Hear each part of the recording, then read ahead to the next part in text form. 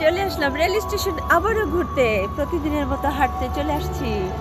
দেখেন কি সুন্দর পরিবেশ, দারুণ আবহাওয়া। বুঝতে পেরেছি শীত মনে হয় চলেই গেল, আর শীত আসবে না। মাত্র এক সপ্তাহ শীত থাকছে, এখন আর শীত নেই, শীত আর আসবে না।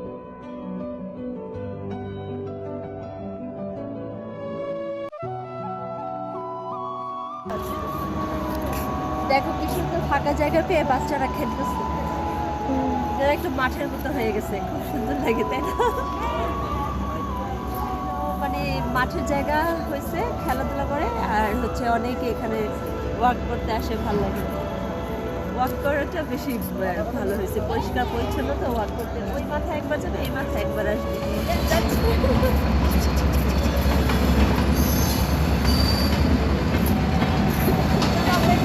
চলে যায় ময়মনসিংহটাই, ময়মনসিংহ।